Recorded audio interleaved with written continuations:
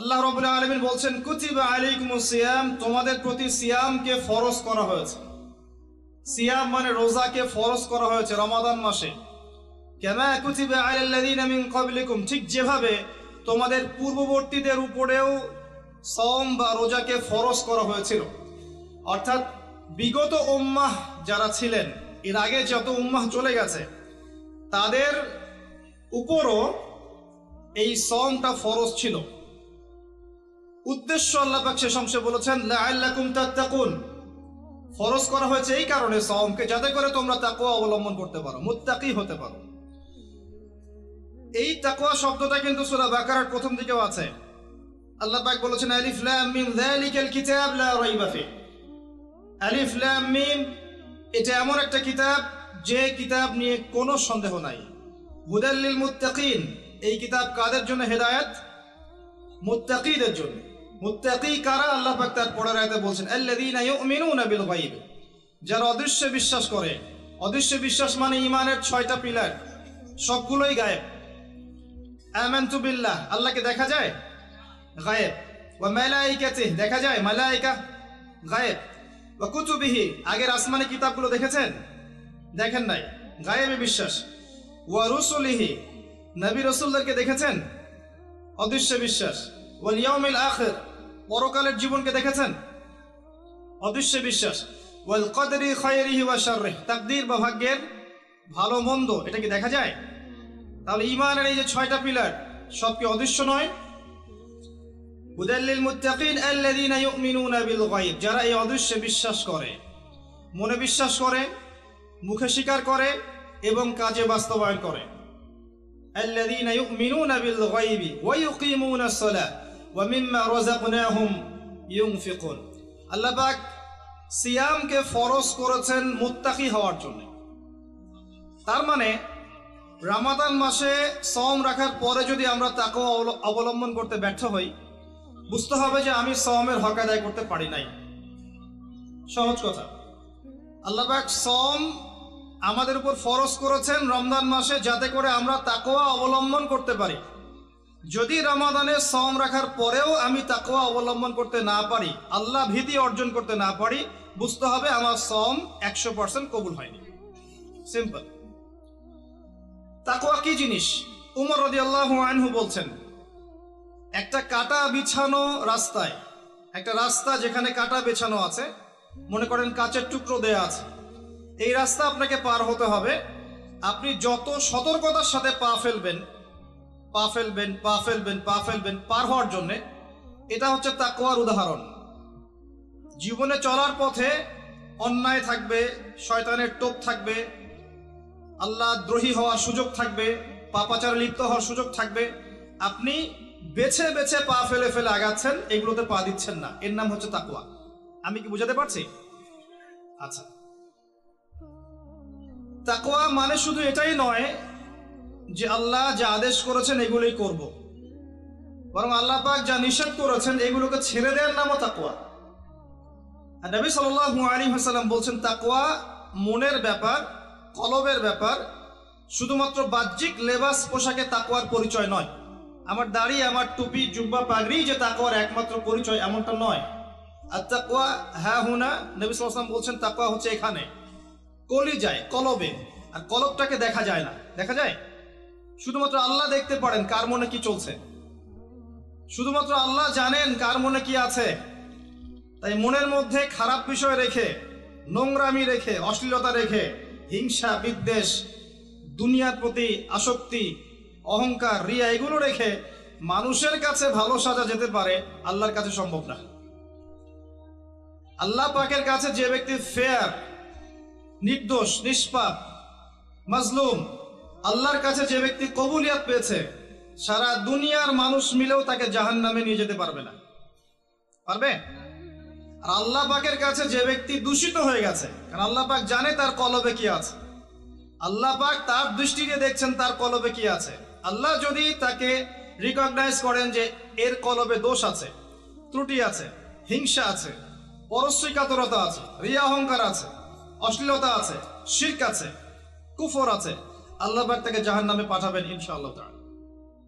তো তাকওয়া মনের ব্যাপার, তাকওয়া বাইরের লেবাস পোশাকের বিষয় নয়। আল্লাহ পাক সিয়ামকে উদ্দেশ্য করে বলছেন, রোজা আমি ফরজ করেছি যাতে তোমরা মুত্তাকি হতে পারো। এবার এখান থেকে আমাদের শিক্ষা কি? আমরা সওম রাখি, দেখা যায় মাশাআল্লাহ আমরা সাহরি করি, আমরা ইফতার করি, মাঝখানে না খেয়ে থাকি, স্ত্রী সহবাস করি না। কিন্তু রোজা রেখেও আমাদের অনেক ব্যক্তি আছেন যারা সুদ খান। রোজা রেখে অনেক ব্যক্তি আছেন যারা ঘুষ নেন। আমাকে বলতে দেন, আমি ভুলে যাব না। আপনারা ঠিক বলতে থাকলে আমি ভুলে যাব। রোজা রেখে অনেক ব্যক্তি আছে যারা জিনা করছে। রোজা রেখেছে, বয়ফ্রেন্ড গার্লফ্রেন্ডের সাথে ফ্রি মিক্সিং এ আছে। রোজা রেখেছে, দেখবেন মাপে কম দিচ্ছে, মাপে ওজনে কম দিচ্ছে। রোজা রেখেছে কিন্তু দুর্নীতি করছে। রোজা রেখেছে, অন্যের সম্পদ আত্মসাৎ করছে। রোজা রেখেও ব্যবসায়িক পণ্য মজুত করে বাজারে সিন্ডিকেট সৃষ্টি করছে। পণ্যের দাম ইচ্ছাকৃতভাবে বাড়িয়ে দিচ্ছে। মানুষ অসহায়ের মতো নিত্য প্রয়োজনীয় দ্রব্যের জন্য কি হাহাকার টানা করছে।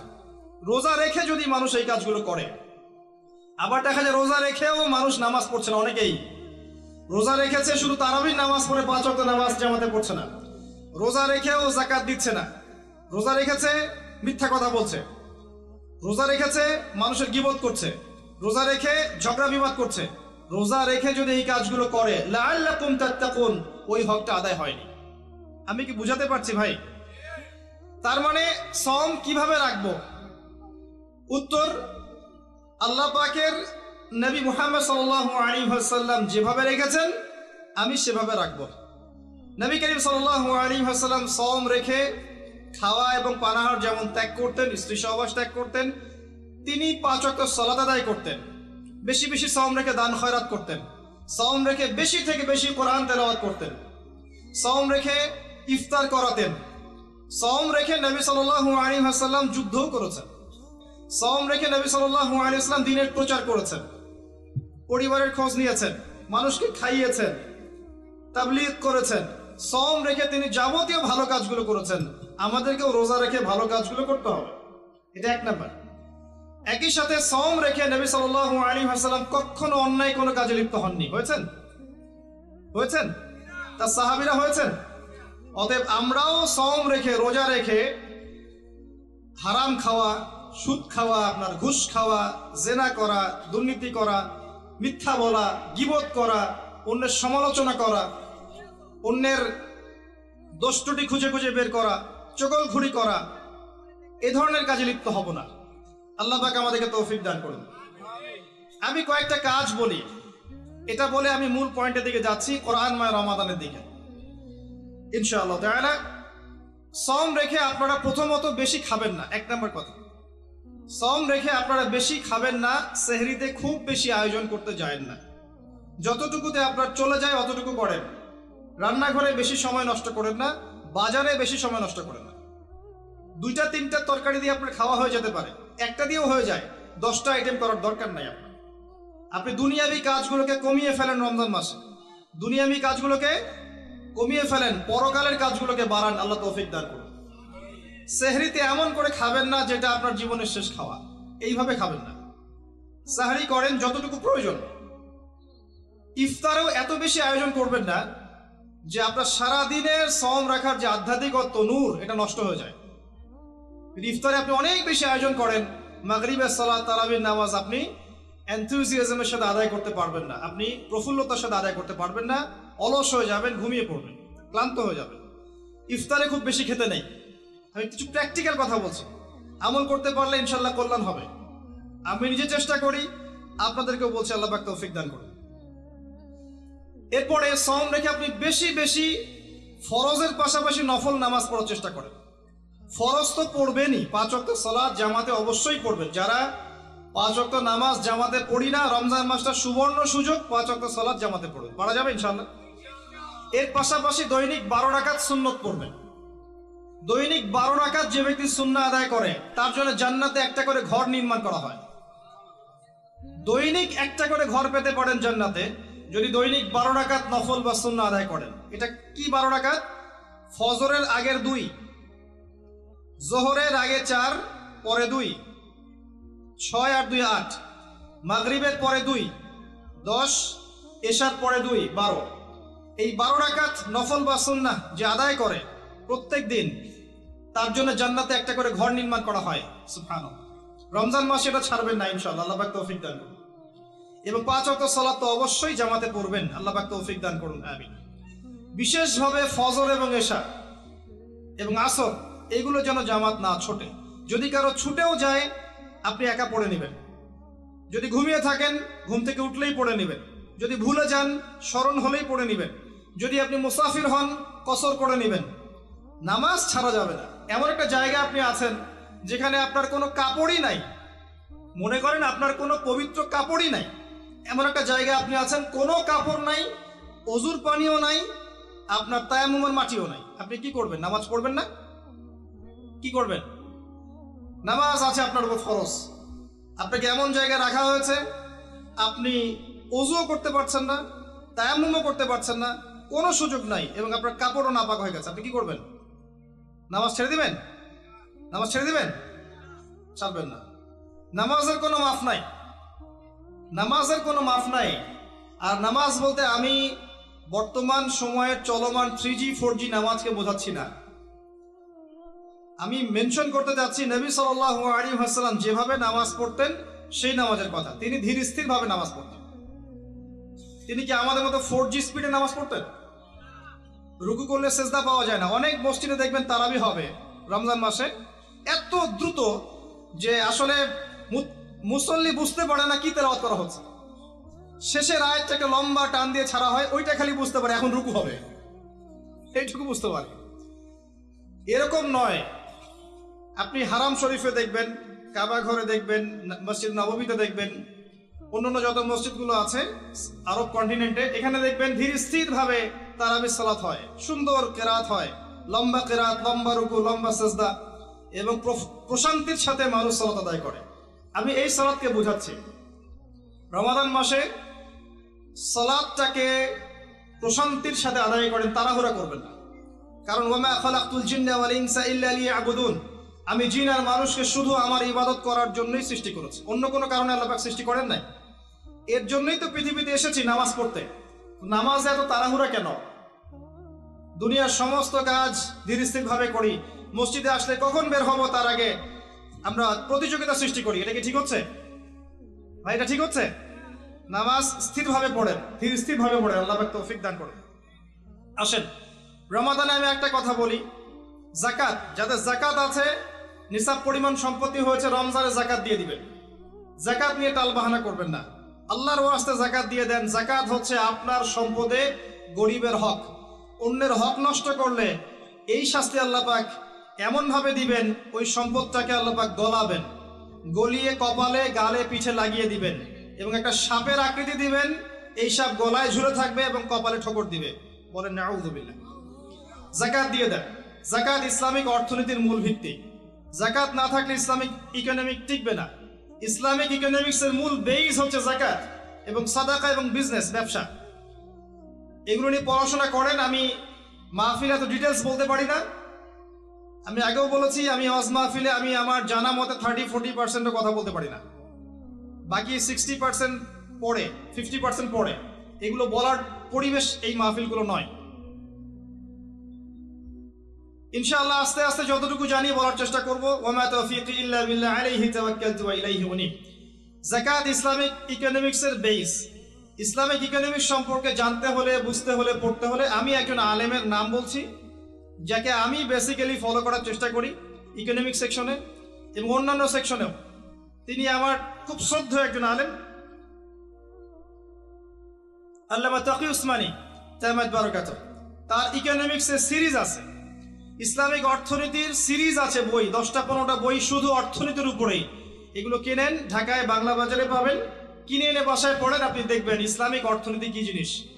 আর অর্থনীতির জ্ঞান না থাকার কারণেই, অর্থনীতির বিশুদ্ধ জ্ঞান না থাকার কারণেই আমরা ইবাদত বন্দেগীর জীবনে, নামাজে হলেও ব্যবসায়িক জীবনে, অর্থনৈতিক জীবনে পাক্কা সুদখোর হয়ে বসে আছে। আমার কথা কি বুঝতে পারছেন ভাই? অর্থনীতির জ্ঞান দরকার আছে না? একটা রাষ্ট্র মনে করেন যার কাছে অর্থনৈতিক সুপার পাওয়ার, তার কাছে ইকোনমিক চাবিকাঠি আছে। ওয়ার্ল্ডের একটা রাষ্ট্র মনে করেন তার কাছে অর্থনৈতিক চাবিকাঠি আছে, সে চাইলে কাউকে ইকোনমিকভাবে দুর্বল করতে পারে, কাউকে শক্তিশালী করতে পারে। এখন অন্যান্য রাষ্ট্ররা এর আনুগত্য করবে না? করবে না? করবে। অর্থনীতি মূল ভিত্তি। নবী সাল্লাল্লাহু আলাইহি ওয়াসাল্লাম মদিনায় হিজরত করে যখন মদিনা সনদ তৈরি করলেন, সাহাবীদের মধ্যে ভ্রাতৃত্বের বন্ধন স্থাপন করলেন, ইহুদিদের সাথে চুক্তি করলেন, মসজিদ নববী নির্মাণ করলেন, এরপরে তিনি প্রথম যেখানে ফোকাস করেছেন সেটা হলো মুসলিমদের অর্থনীতি সমৃদ্ধ করার কাজে। তারপরে সামরিক বাহিনী গঠন ইত্যাদি ইত্যাদি। অর্থনীতি মূল জিনিস। আর এই বিষয়গুলো আমাদের প্রতিষ্ঠানগুলোতে আরো বেশি বেশি পড়ানো উচিত। এটা আমার নাসিহা, বাকি যারা এর দায়িত্বশীল তারা বুঝবেন। আসুন, আমি যেটা বলছিলাম, রমাদান মাসে যাকাতগুলোকে দিয়ে দেন। এটা আপনার সম্পদে গরিবের হক। যাকাত ইসলামিক সমাজে সাম্য নিয়ে আসবে। গরিব না খেয়ে মারা যাবে না, আপনার সম্পদে ওর হক আছে, ওই হকটা না দিয়ে আপনি মৃত্যুবরণ করেন না আল্লাহর ওয়াস্তে। এই পর্যন্ত যে যাকাতগুলো দেন নাই সেটাও হিসেব করা উচিত যে আপনি কত টাকা যাকাত দেন নাই। আল্লাহ পাকের কাছে ইস্তেগফার করা উচিত যে আল্লাহ, আমার 20 বছর আগ থেকে যাকাত ফরজ হয়েছে, আমি যাকাত এখনো দেইনি, আল্লাহ আমাকে মাফ করো। যদি সম্ভব হয় টাকাগুলো দিয়ে দিয়েন। আল্লাহ পাক তৌফিক দান করুন, দোয়া করি আমি। রমজান মাসে বেশি থেকে বেশি তাসবিহ তাহলিল করবেন, বেশি বেশি, সময় নষ্ট করবেন না। হয়তো ফেসবুকে কমেন্ট করতে গিয়ে, পোস্ট দিতে গিয়ে অহেতুক সময় নষ্ট করবেন। এগুলোর কোনো ফায়দা নাই, এগুলোর খুব একটা ফায়দা নাই। বাস্তবিক মাঠে ময়দানে যারা কাজ করে এদের মধ্যে ফায়দা আছে। মুসলিমরা মাঠে কাজ করবে, মাঠে। এখন যারা মাঠে কাজ করছে তারা ফেসবুকে এত শোডাউন করে না, এত আইওয়াশ করে না। আপনি কি আজকে জানতে পেরেছেন যে বাংলাদেশে কতজন মানুষ খ্রিস্টান হয়েছে? জেনেছেন? আপনি কি আজকে জানতে পেরেছেন যে বাংলাদেশে কতজন মানুষ কাদিয়ানি হয়েছে? জেনেছেন? আপনি কি আজকে জানতে পেরেছেন যে বাংলাদেশে কতজন মানুষ আহলে কোরআন হয়েছে এবং শিয়া হয়ে গেছে? আপনি কি জানতে পেরেছেন? যারা এই কাজগুলো করছে বা করে তারা এত শোডাউন করে না, আর আমরা কাজের চেয়ে শোডাউনে বেশি অভ্যস্ত। আল্লাহ পাক আমাদেরকে বোঝার তৌফিক দান করুন। মসজিদে কাজ করেন, মসজিদ ভিত্তিক দাওয়া দেন, খুতবা দেন, তালিম করেন, আল্লাহর রাস্তায় সময় লাগান, মাঠে ময়দানে দিনের কাজ করেন, ইনশাল্লাহ দিন এগিয়ে যাবে ইনশাল্লাহ। অনলাইন একটা অপশন যেখানে আপনি বিশুদ্ধ বিষয়গুলো প্রচার করতে পারেন। এটা ঝগড়া করার প্ল্যাটফর্ম নয়, এটা কাউকে বিতর্কিত করার প্ল্যাটফর্ম নয়, এটা কারো প্রতি বিদ্বেষ ঝাড়ার প্ল্যাটফর্ম নয়, এটা মনের দুঃখ প্রকাশের প্ল্যাটফর্ম নয়। এটা একটা মাধ্যম যেটা নিয়ন্ত্রণ করে ইহুদি খ্রিস্টানরা। এই মাধ্যমটা নিয়ন্ত্রণ করে কারা? ইহুদি খ্রিস্টানরা। ইহুদি খ্রিস্টানের প্ল্যাটফর্মে গিয়ে দিনের কতটুকু খেদমত হয় এটা আল্লাহ ভালো জানেন, আমরা বুঝি না খুব একটা। অবশ্য মনে করছেন যে অনেক প্রচার প্রসার হচ্ছে, কল্যাণের চেয়ে এখানে অকল্যাণ অনেক বেশি আছে, সময় হলেই বুঝতে পারবেন ইনশাআল্লাহ। কল্যাণের চাইতে এখানে যে অকল্যাণ বেশি আছে এটা সময় হলে বুঝতে পারবেন ইনশাআল্লাহ। আমি অপেক্ষা করছি সময়ের জন্য, আমি সময়ের অপেক্ষা করতে বলছি, সময়টা হোক তখন বুঝতে পারবেন ইনশাআল্লাহ। এগুলোর মধ্যে কল্যাণের চাইতে অকল্যাণটা বেশি ছিল। এগুলো নিয়ন্ত্রণ মুসলিমদের হাতে নেই, এটা টোটাল নিয়ন্ত্রণ বাইরে। এবং এখানে কনস্ট্রাকটিভ কিছু পাবেন না আপনি, কনস্ট্রাকটিভ কিছু না। একটা ছেলে দিনের জ্ঞান অর্জন করতে চাবে, সে ইউটিউবে ঢুকবে, ওই বিষয়ের লেকচার শুনতে চাবে। যখনই সার্চ দিবে সে দেখবে ওই বিষয়ে এক আলেম যা বলেছেন তার বিপক্ষে আরেকজন কি বলেছেন এটা চলে আসবে। অমুক যা বললেন তমুকের বিরুদ্ধে, তমুক যা বললেন তমুকের বিরুদ্ধে, এটা চলে আসবে। ও একদিন একটা বিষয় পড়বে, আরেকদিন আরেকটা লেকচার শুনবে, আরেকদিন আরেকটা বই পড়বে, আরেকদিন আরেকটা লেকচার শুনবে। ও বিক্ষিপ্তভাবে ইসলাম চর্চা করবে, ওর মধ্যে কোনো কনস্ট্রাকটিভ ইসলামিক আইডিওলজি ইনস্টল করা যাবে না। আমরা কি স্কুল লাইফে এভাবে পড়াশোনা করেছি? কলেজে এভাবে পড়াশোনা করেছি?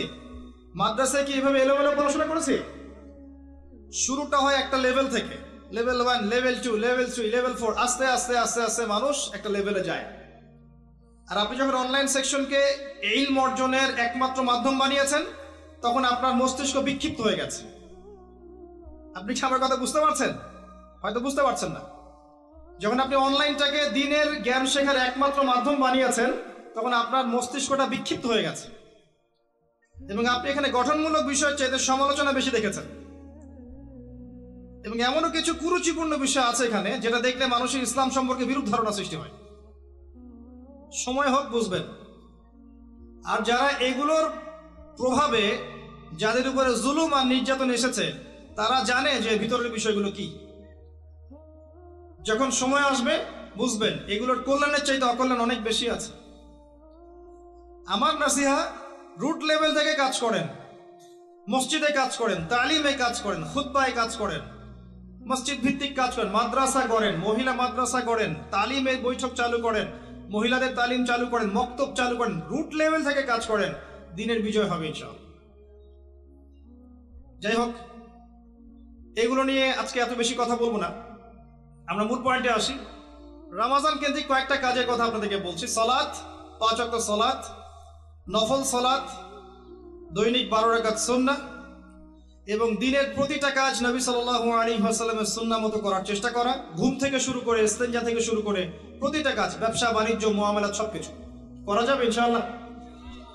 পাশাপাশি আল্লাহ পাকের জিকির বেশি বেশি করে করেন, বেশি থেকে বেশি আল্লাহর জিকির করেন, ইলম অর্জন করেন, আলেম ওলামার কাছে যান, যদি কোনো বিষয় না বোঝেন তাদেরকে জিজ্ঞাসা করেন, মক্তবে যান, মাদ্রাসায় যান, বাচ্চাদেরকে মক্তবে পাঠান, রমজান মাসটাকে এনজয় করেন, যাকাতগুলো দিয়ে দেন, বেশি বেশি দান সাদাকা করেন রমজান মাসে, বেশি থেকে বেশি মানুষকে ইফতার করানোর চেষ্টা করেন, বেশি থেকে বেশি মানুষকে ইফতার করানোর চেষ্টা করেন।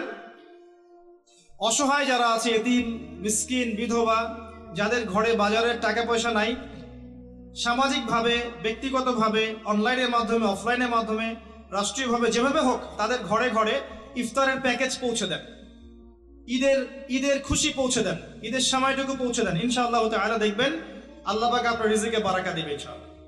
এই কাজগুলো করলে পরে একটা ভ্রাতৃত্বের বন্ধন আসবে। রমজানের যে মূল লাআল্লাকুম তাত্তাকুন, এই বিষয়টা আমরা ইনশাআল্লাহ অর্জন করতে পারবো, আল্লাহ পাক তৌফিক দান করুন। আমি এখন আমার আলোচনার মূল জায়গায় আসছি। এতক্ষণ যেগুলো বললাম শুধু রমজান কেন্দ্রিক কথা বললাম, যাতে আপনারা রমজান মাসে টার্গেট করতে পারেন এই কাজগুলো করব। আর যারা তালেবে ইলম আছেন, রমজান একটা টার্গেট করবেন পড়াশোনা করা। কিভাবে পড়বেন? আপনাকে বেসিক থেকে স্টার্ট করতে হবে। হুট করে একটা বই হাতে নিলেন ইসলামিক অর্থনীতির, আরেকটা কালকে একটা বই হাতে নিলেন ইসলামিক রাজনীতি, কালকে একটা বই হাতে নিলেন সহিহ বুখারী, পরশু একটা নিলেন কোরআনের তাফসীর। বিক্ষিপ্ত পড়াশোনা নয়। এই পড়াশোনাগুলো আপনাকে কনস্ট্রাকটিভ জ্ঞান দিবেন, আপনার মাথাটাকে বিক্ষিপ্ত করে ফেলবে। আমি হয়তো বুঝাতে পারছি না। যদি কেউ তওবা করে ইসলামের দিকে আসে এবং চিন্তা করে আমি এখন পড়াশোনা করব, জ্ঞান অর্জন করব, আমল করব, দিনের জন্য কিছু করব, তখন তাকে একটা বেসিক থেকে পড়াশোনা স্টার্ট করতে হবে। এই বেসিক থেকে স্টার্ট করতে পারে সবচেয়ে ভালো মাদ্রাসার বাচ্চারা, মাদ্রাসার সাথে সম্পৃক্ত যারা, তারা সৌভাগ্যবান। আমরা দোয়া করি আল্লাহ পাক তাদেরকে আরো বারাকা দান করুন। কিন্তু জেনারেল যারা, তাদের সমস্যা আছে, কারণ তারা কোনো সঠিক গাইডলাইন পায় না যে প্রথমে কোন বইটা পড়বো, তারপর কি ইত্যাদি ইত্যাদি। আমি আপনাকে আমার লাইফ থেকে একটা নসিহা করছি, সহজ কিতাব থেকে শুরু করে আস্তে আস্তে আস্তে আস্তে কঠিনের দিকে যান। কথা কি বুঝতে পারছেন ভাই? সহজ কিতাব মানে কি? ধরেন আপনি কোরআন তেলাওয়াত করতে জানেন না, আগে আপনাকে কোরআন তেলাওয়াত শিখতে হবে, বেসিক তেলাওয়াত শিখতে হবে, তাসবিহ শিখতে হবে। এরপরে আপনি মনে করেন কোরআন তেলাওয়াতে পারদর্শী হয়ে গেছেন, এখন আপনাকে বিশুদ্ধ করে কোরআন নিয়মিত পড়ার চর্চা করতে হবে, ডেইলি এক পারা করে, যাতে আপনার মুখের মধ্যে জড়তা কেটে যায়, আপনি বেশি বেশি ফ্লুয়েন্টলি কোরআন তেলাওয়াত করতে পারেন। এরপরে আসবে এই লেভেল যখন আপনাকে আরবি ভাষা, সাহিত্য, ব্যাকরণগুলো শিখতে হবে। ফর এক্সাম্পল, যে মিজান মুনসাহিব বলেন, নাহু সরফের কিতাবগুলো বলেন, এই যে বইগুলো আছে, এসো আরবি শিখি, বেসিক কিছু কিতাব, এই কিতাবগুলো আপনাকে পড়তে হবে। এই কিতাবগুলো কিন্তু আপনি একা একা পড়তে পারবেন না, এগুলো আপনাকে অবশ্যই ওস্তাদের কাছে গিয়ে পড়তে হবে। এবং আমি সবসময় বলি যে বাংলাদেশের প্রেক্ষাপটে কওমি ঘরানার যে উলামায়ে কেরাম আছেন, তারা এই বিষয়ে অনেক অনেক অনেক বেশি দক্ষ। তাদের কাছে গেলে আপনি বিশুদ্ধ জ্ঞানটা পাবেন ইনশাআল্লাহ। এটা আমার নাসিহা। দেখেন, আমি এমন মানুষ নই, যদি আপনি আমাকে একটা থাপ্পড় দেন এবং আপনার মধ্যে যদি কোনো খায়ের বা কল্যাণ থাকে, আমি বলবো যে আপনার মধ্যে এই কল্যাণটা আছে। এই মানসিকতা অর্জন করতে না পারলে আল্লাহর কবুলিয়াত আপনার কাছে আসবে না। অতএব মন থেকে কলবুন সালিম হয়ে যান, স্বচ্ছ হয়ে যান। এই জায়গায় আমি বলছি, এই সেক্টরে উলামায়ে কেরামের কাছে গেলে আপনি সঠিক বিশুদ্ধ আরবিকের জ্ঞানটা পাবেন। আস্তে আস্তে আপনি গভীর ফিকহের জ্ঞান পাবেন, উসুলে ফিকহ, উসুলে হাদিসের জ্ঞানগুলো পাবেন। তাফসীরের গভীর জ্ঞানগুলো পাবেন। আমি বলছি না অন্য সেকশনে যে আলেমরা আছেন তাদের কাছে নাই, এটা বলছি না। আমার পরামর্শ এখানে গেলে আপনি বেশি পাবেন। একটা বিষয় আছে, আপনি বিরিয়ানি খাচ্ছেন আর আপনাকে দেওয়া হচ্ছে সাদা ভাত। আপনার ভালো লাগে বিরিয়ানি, তা আপনি কি বিরিয়ানি খাবেন না? যেটা বেস্ট আপনি সেটা খেতে চাবেন। তো সেটাই আমি বলছি আপনাকে, যেটা বেস্ট আমার কাছে মনে হচ্ছে আপনি সেখানে যান। আমার পরামর্শ, আপনি চাইলে মানতেও পারেন, না চাইলে নাও মানতে পারেন, এটা আপনার ইখতিয়ার। আমি আপনাকে জোর জবরদস্তি করতে পারবো না। এরপরে আপনাকে আসতে হবে সহজ হাদিসের কিতাবগুলো এবং সহজ ফিকহের বইগুলো, যেমন ফিকহুল মুয়াসসার, এই বইটা পড়তে পারেন। আস্তে আস্তে আপনি বড় ফিকহের বইয়ের দিকে যাবেন, ওস্তাদের সহবতে হেদায়েত গুজরিতে পড়ে যাবেন। প্রথমেই গিয়ে সহিহ বুখারী হাতে নেবেন না, আপনাকে প্রথমে হাদিসে আরবাঈন, বুলুগুল মারাম মিন আদিল্লাতিল আহকাম, ফাইজুল কালাম বলেন, তারপরে আপনার মিশকাতুল মাসাবিহ বলেন, আস্তে আস্তে গ্র্যাজুয়ালি আপনি আবু দাউদ, তিরমিজি, নাসাঈ এদিকে যাবেন। আগে বড় কিতাবে যাবেন না। আর বুখারী মুসলিম তো আগে হাতে নেওয়ার প্রশ্নই ওঠে না। যারা শুরুতে এগুলো হাতে নিয়ে ফেলবে তারা কিন্তু বিভ্রান্ত হয়ে যাবে। বিভ্রান্ত হয়ে যাওয়ার সম্ভাবনা অনেক বেশি, কারণ আপনি যদি একবারে মেডিকেল সায়েন্সের একটা বই হাতে নেন, আপনি ইংরেজি রিডিং পড়া শিখেছেন, ইংরেজি জাস্ট রিডিং পড়তে পারেন, এখন আপনি মেডিকেল সায়েন্সের একটা বই হাতে নিয়েছেন, আপনি কি আদৌ এর গভীরতা বুঝতে পারবেন? কথা কি বুঝতে পারছেন? আবার এই কথাগুলো খুব ইম্পর্টেন্ট কথা, কিন্তু ওয়াজ মাহফিলে সচরাচর এগুলো কথা হয় না। এগুলো কনস্ট্রাকটিভ কথা, যেটা আপনার জীবনকে বদলাতে পারে ইনশাআল্লাহ। পড়াশোনার ক্ষেত্রে এই মেথোডোলজি ফলো করেন, আপনি ভালো করবেন ইনশাআল্লাহ। আমরা তো কিছুই না, আমি দোয়া করি আপনারা আমাদের চেয়ে অনেক ভালো হন। আল্লাহ রাব্বুল আলামিন বলছেন, কুতিবা আলাইকুমুস সিয়াম, তোমাদের প্রতি সিয়ামকে ফরজ করা হয়েছে। সিয়াম মানে রোজাকে ফরজ করা হয়েছে রমাদান মাসে। কামা কুতিবা আলাল্লাযিনা মিন ক্বাবলিকুম, ঠিক যেভাবে তোমাদের পূর্ববর্তীদের উপরেও সওম বা রোজাকে ফরজ করা হয়েছিল। অর্থাৎ বিগত উম্মাহ যারা ছিলেন, এর আগে যত উম্মাহ চলে গেছে, তাদের উপরও এই সওমটা ফরজ ছিল। উদ্দেশ্য আল্লাহ পাক শেষ অংশে বলেছেন, লাআল্লাকুম তাত্তাকুন, ফরজ করা হয়েছে এই কারণে সওমকে, যাতে করে তোমরা তাকওয়া অবলম্বন করতে পারো, মুত্তাকি হতে পারো। এই তাকওয়া শব্দটা কিন্তু সূরা বাকারার প্রথম দিকেও আছে। আল্লাহ পাক বলেছেন, আলিফ লাম মিম যালিকাল কিতাব লা রাইবা ফি। আলিফ লাম মিম, এটা এমন একটা কিতাব যে কিতাব নিয়ে কোনো সন্দেহ নাই। হুদাল লিল মুত্তাকিন, এই কিতাব কাদের জন্য? হেদায়েত মুত্তাকিদের জন্য। মুত্তাকি কারা? আল্লাহ পাক তার পরের আয়াতে বলছেন, আল্লাযীনা ইউমিনুনা বিল গায়ব, যারা অদৃশ্যে বিশ্বাস করে। অদৃশ্য বিশ্বাস মানে ঈমানের 6টা পিলার, সবগুলোই গায়েব। আমানতু বিল্লাহ, আল্লাহকে দেখা যায়, গায়েব। ওয়া মালাইকাতিহি, দেখা যায়, মালাইকা গায়েব। ওয়া কুতুবিহি, আগের আসমানি কিতাবগুলো দেখেছেন? দেখেন নাই, গায়েবে বিশ্বাস। ওয়া রুসুলিহি, নবী রাসূলদেরকে দেখেছেন? অদৃশ্য বিশ্বাস। ওয়াল ইয়াউমিল আখির, পরকালের জীবনকে দেখেছেন? অদৃশ্য বিশ্বাস। ওয়াল কদরি খায়রিহি ওয়া শাররিহি, তাকদীর বা ভাগ্যের ভালো মন্দ, এটা কি দেখা যায়? তাহলে ঈমানের এই যে 6টা পিলার, সব কি অদৃশ্য নয়? হুদাল লিল মুত্তাকিন আল্লাযীনা ইউমিনুনা বিল গায়ব, যারা এই অদৃশ্যে বিশ্বাস করে, মনে বিশ্বাস করে, মুখে স্বীকার করে এবং কাজে বাস্তবায়ন করে। আল্লাযীনা ইউমিনুনা বিল গায়বি ওয়া ইউকিমুনাস সালাহ ওয়া মিম্মা রাযাকনাহুম ইউনফিকুন। আল্লাহ পাক সিয়ামকে ফরজ করেছেন মুত্তাকি হওয়ার জন্য। তার মানে রমাদান মাসে সওম রাখার পরে যদি আমরা তাকওয়া অবলম্বন করতে ব্যর্থ হই, বুঝতে হবে যে আমি সওমের হক আদায় করতে পারি নাই। সহজ কথা, আল্লাহ পাক সওম আমাদের উপর ফরজ করেছেন রমজান মাসে, যাতে করে আমরা তাকওয়া অবলম্বন করতে পারি। যদি রমাদানে সওম রাখার পরেও আমি তাকওয়া অবলম্বন করতে না পারি, আল্লাহ ভীতি অর্জন করতে না পারি, বুঝতে হবে আমার সওম 100% কবুল হয়নি। সিম্পল। তাকওয়া কি জিনিস? উমর রাদিয়াল্লাহু আনহু বলছেন, একটা কাটা বিছানো রাস্তায়, একটা রাস্তা যেখানে কাটা বিছানো আছে, মনে করেন কাচের টুকরো দেয়া আছে, এই রাস্তা আপনাকে পার হতে হবে। আপনি যত সতর্কতার সাথে পা ফেলবেন পার হওয়ার জন্যে, এটা হচ্ছে তাকওয়ার উদাহরণ। জীবনে চলার পথে অন্যায় থাকবে, শয়তানের টোপ থাকবে, আল্লাহ দ্রোহী হওয়ার সুযোগ থাকবে, পাপাচারে লিপ্ত হওয়ার সুযোগ থাকবে। আপনি বেছে বেছে পা ফেলে ফেলে আগাচ্ছেন, এগুলোতে পা দিচ্ছেন না, এর নাম হচ্ছে তাকওয়া। আমি কি বুঝাতে পারছি? আচ্ছা, তাকওয়া মানে শুধু এটাই নয় যে আল্লাহ যা আদেশ করেছেন এগুলোই করব, বরং আল্লাহ পাক যা নিষেধ করেছেন এগুলোকে ছেড়ে দেওয়ার নামও তাকওয়া। আর নবী সাল্লাল্লাহু আলাইহি ওয়াসাল্লাম বলছেন তাকওয়া মনের ব্যাপার, কলবের ব্যাপার, শুধুমাত্র বাহ্যিক লেবাস পোশাকে তাকওয়ার পরিচয় নয়। আমার দাড়ি, আমার টুপি, জুব্বা, পাগড়ি যে তাকওয়ার একমাত্র পরিচয় এমনটা নয়। আর তাকওয়া হ্যাঁ হুনা, নবী সাল্লাল্লাহু আলাইহি ওয়াসাল্লাম বলছেন তাকওয়া হচ্ছে এখানে, কলিজায়, কলবে। আর কলবটাকে দেখা যায় না, দেখা যায়? শুধুমাত্র আল্লাহ দেখতে পারেন কার মনে কি চলছে, শুধুমাত্র আল্লাহ জানেন কার মনে কি আছে। তাই মনের মধ্যে খারাপ বিষয় রেখে, নোংরামি রেখে, অশ্লীলতা রেখে, হিংসা, বিদ্বেষ, দুনিয়ার প্রতি আসক্তি, অহংকার, রিয়া এগুলো রেখে মানুষের কাছে ভালো সাজা যেতে পারে, আল্লাহর কাছে সম্ভব না। আল্লাহ পাকের কাছে যে ব্যক্তি ফেয়ার, নির্দোষ, নিষ্পাপ, মাজলুম, আল্লাহর কাছে যে ব্যক্তি কবুলিয়াত পেয়েছে, সারা দুনিয়ার মানুষ মিলেও তাকে জাহান্নামে নিয়ে যেতে পারবে না। পারবে? আর আল্লাহ পাকের কাছে যে ব্যক্তি দূষিত হয়ে গেছে, কারণ আল্লাহ পাক জানে তার কলবে কি আছে, আল্লাহ পাক তার দৃষ্টি দিয়ে দেখছেন তার কলবে কি আছে।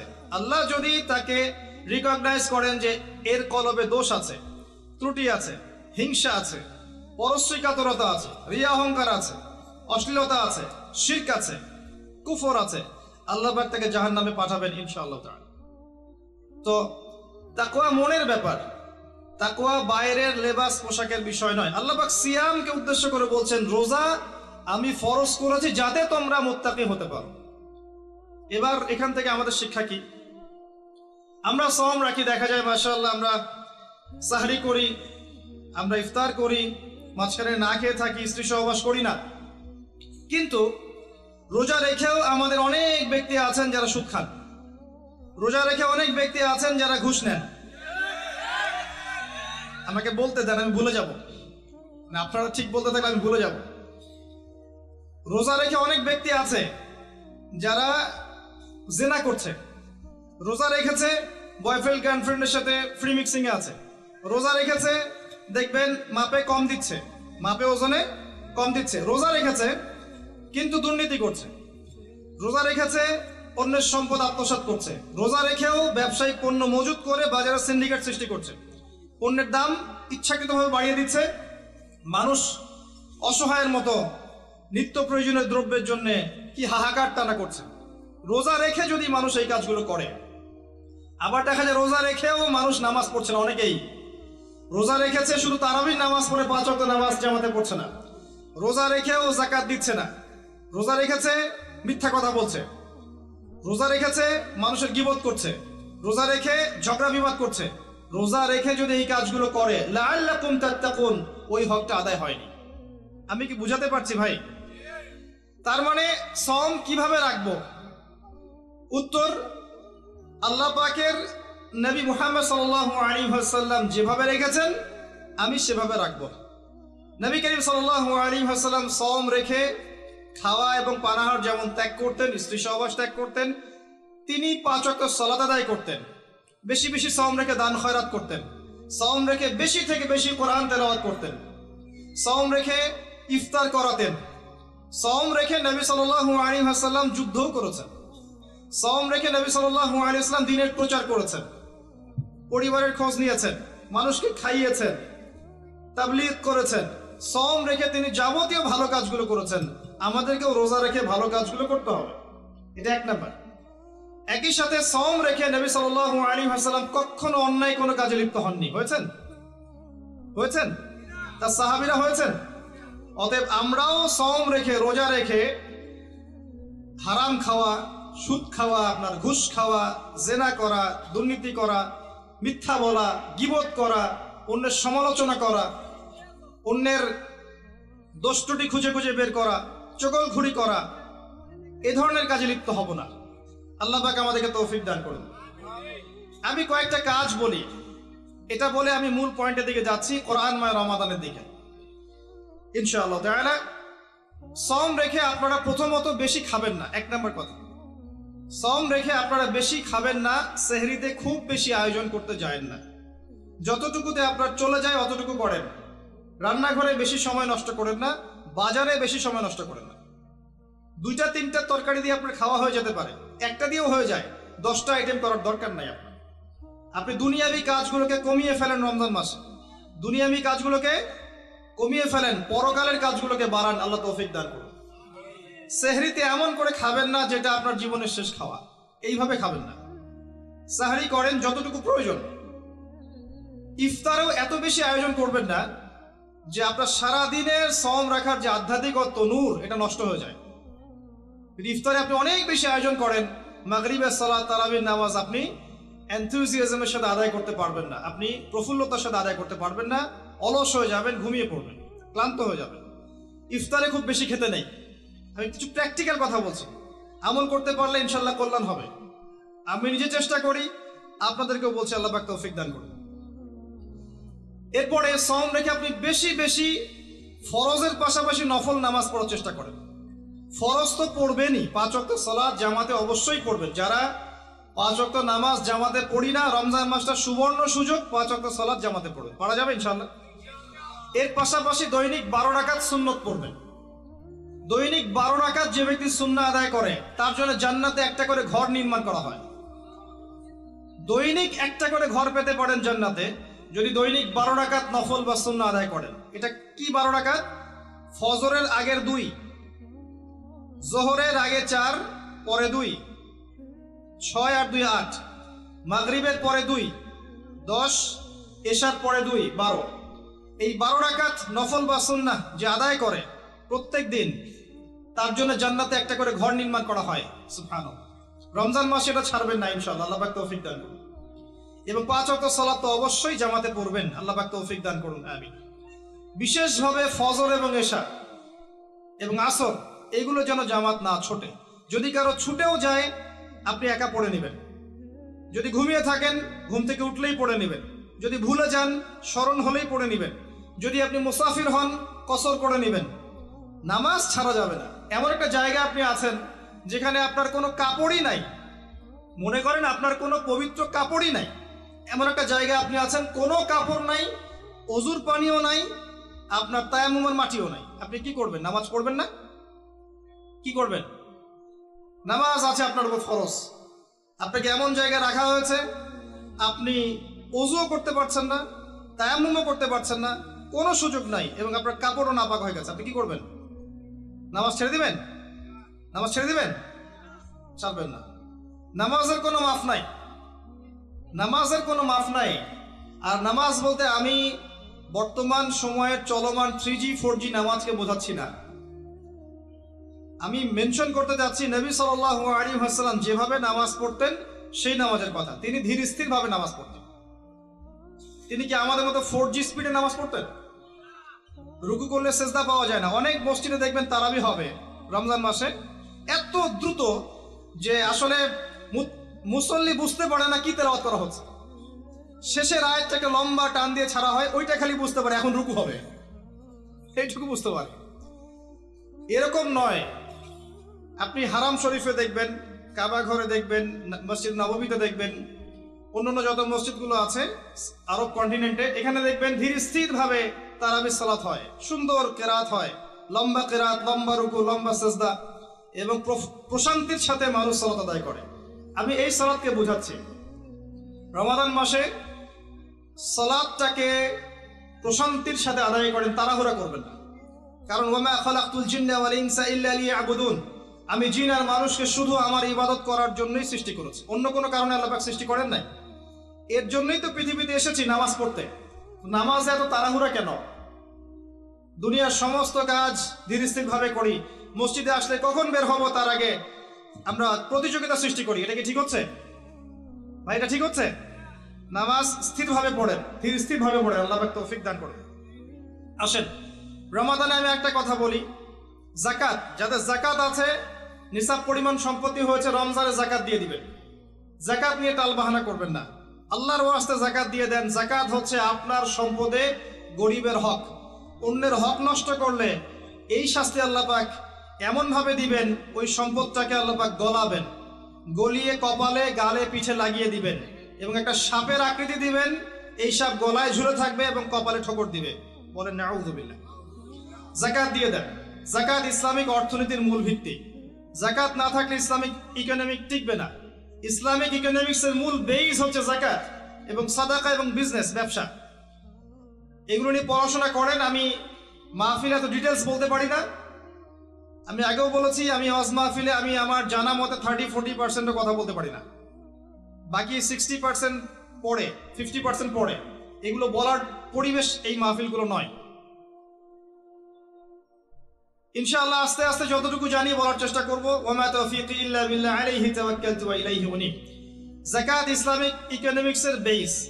ইসলামিক ইকোনমিক্স সম্পর্কে জানতে হলে, বুঝতে হলে, পড়তে হলে আমি একজন আলেমের নাম বলছি, যাকে আমি বেসিক্যালি ফলো করার চেষ্টা করি ইকোনমিক সেকশনে এবং অন্যান্য সেকশনেও। তিনি আমার খুব শ্রদ্ধেয় একজন আলেম, আল্লামা তাকি উসমানী দামাত বারাকাতুহু। তার ইকোনমিক্সের সিরিজ আছে, ইসলামিক অর্থনীতির সিরিজ আছে বই, 10টা-15টা বই শুধু অর্থনীতির উপরেই। এগুলো কেনেন, ঢাকায় বাংলা বাজারে পাবেন, কিনে এনে বাসায় পড়েন, আপনি দেখবেন ইসলামিক অর্থনীতি কি জিনিস। আর অর্থনীতির জ্ঞান না থাকার কারণেই, অর্থনীতির বিশুদ্ধ জ্ঞান না থাকার কারণেই আমরা ইবাদত বন্দেগীর জীবনে নামাজি হলেও ব্যবসায়িক জীবনে, অর্থনৈতিক জীবনে পাক্কা সুদখোর হয়ে বসে আছে। আমার কথা কি বুঝতে পারছেন ভাই? অর্থনীতির জ্ঞান দরকার আছে না? একটা রাষ্ট্র মনে করেন যার কাছে অর্থনৈতিক সুপার পাওয়ার, তার কাছে ইকোনমিক চাবিকাঠি আছে। ওয়ার্ল্ডের একটা রাষ্ট্র মনে করেন তার কাছে অর্থনৈতিক চাবিকাঠি আছে। সে চাইলে কাউকে ইকোনমিক ভাবে দুর্বল করতে পারে, কাউকে শক্তিশালী করতে পারে। এখন অন্যান্য রাষ্ট্ররা এর আনুগত্য করবে না? করবে না? করবে। অর্থনীতি মূল ভিত্তি। নবী সাল্লাল্লাহু আলাইহি ওয়াসাল্লাম মদিনায় হিজরত করে যখন মদিনা সনদ তৈরি করলেন, সাহাবীদের মধ্যে ভ্রাতৃত্বের বন্ধন স্থাপন করলেন, ইহুদিদের সাথে চুক্তি করলেন, মসজিদ নববী নির্মাণ করলেন, এরপরে তিনি প্রথম যেখানে ফোকাস করেছেন সেটা হলো মুসলিমদের অর্থনীতি সমৃদ্ধ করার কাজে। তারপরে সামরিক বাহিনী গঠন ইত্যাদি ইত্যাদি। অর্থনীতি মূল জিনিস। আর এই বিষয়গুলো আমাদের প্রতিষ্ঠানগুলোতে আরো বেশি বেশি পড়ানো উচিত। এটা আমার নাসিহা, বাকি যারা এর দায়িত্বশীল তারা বুঝবেন। আসুন, আমি যেটা বলছিলাম, রমাদান মাসে যাকাতগুলোকে দিয়ে দেন। এটা আপনার সম্পদে গরিবের হক। যাকাত ইসলামিক সমাজে সাম্য নিয়ে আসবে। গরিব না খেয়ে মারা যাবে না, আপনার সম্পদে ওর হক আছে, ওই হকটা না দিয়ে আপনি মৃত্যুবরণ করেন না, আল্লাহর ওয়াস্তে।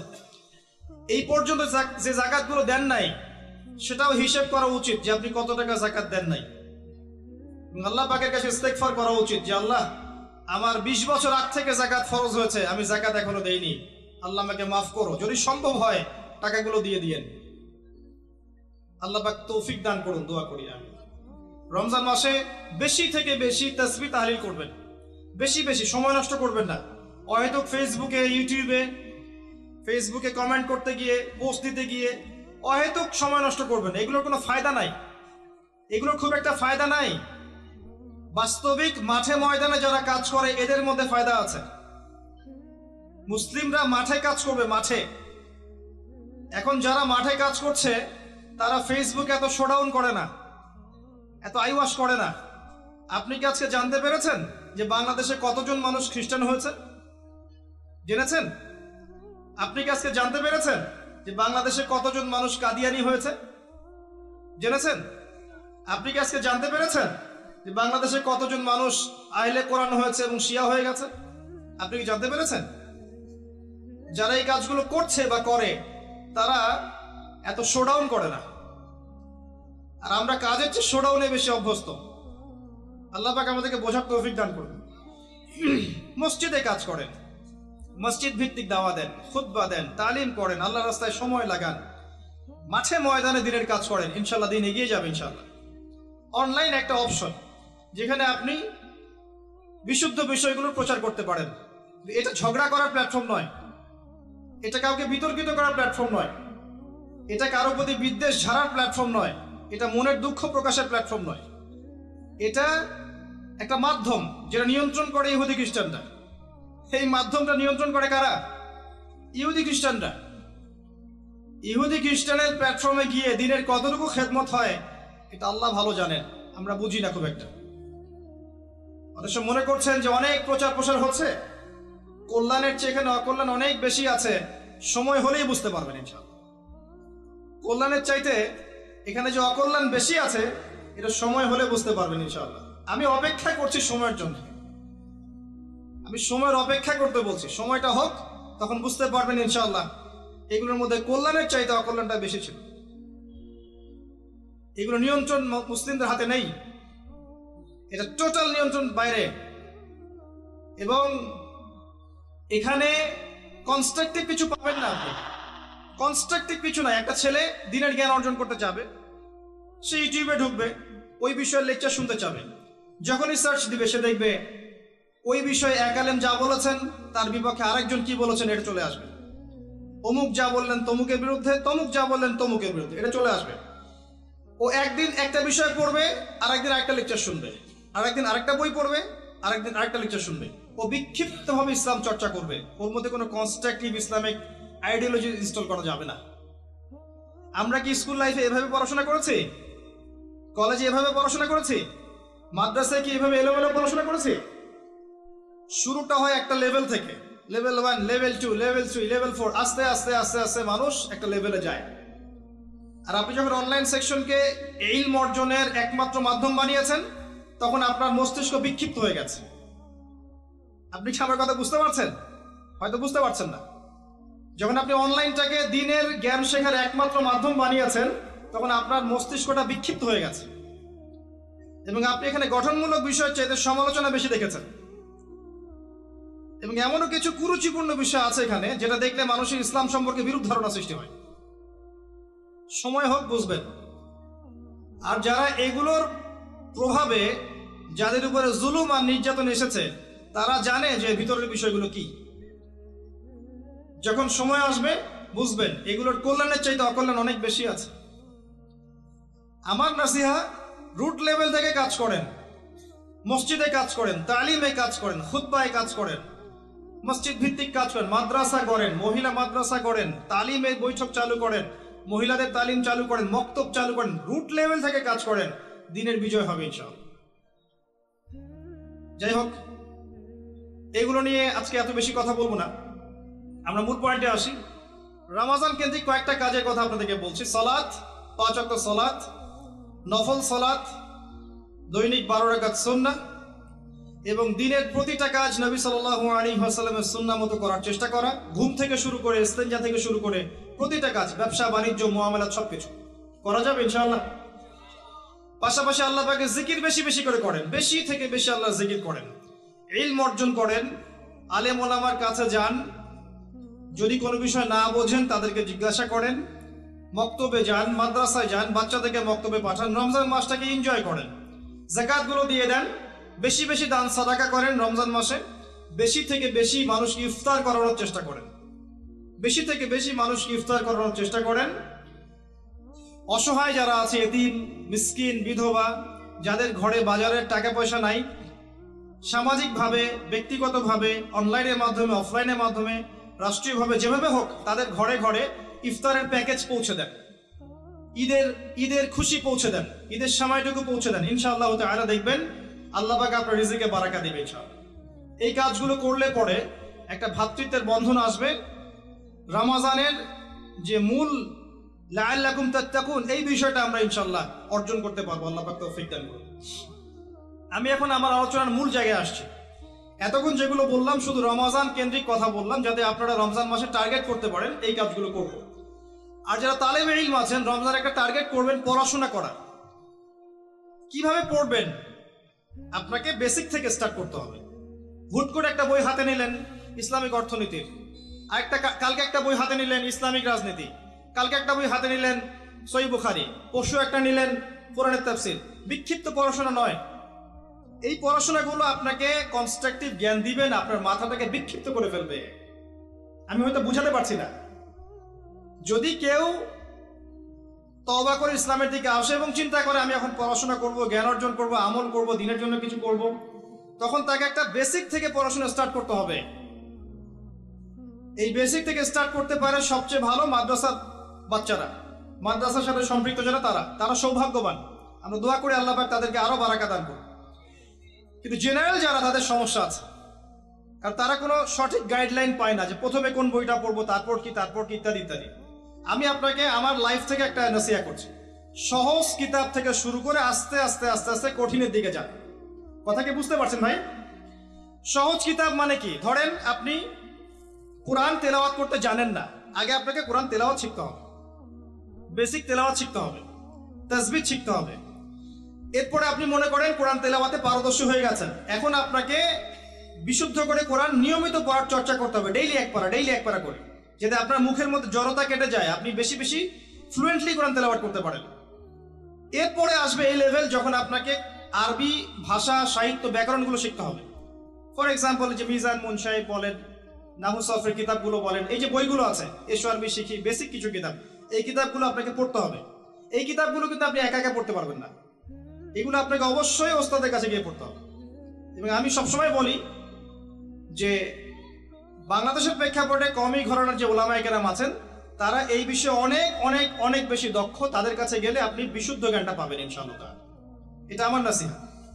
দেখেন, আমি এমন মানুষ নই, যদি আপনি আমাকে একটা থাপ্পড় দেন এবং আপনার মধ্যে যদি কোনো খায়ের বা কল্যাণ থাকে, আমি বলবো যে আপনার মধ্যে এই কল্যাণটা আছে।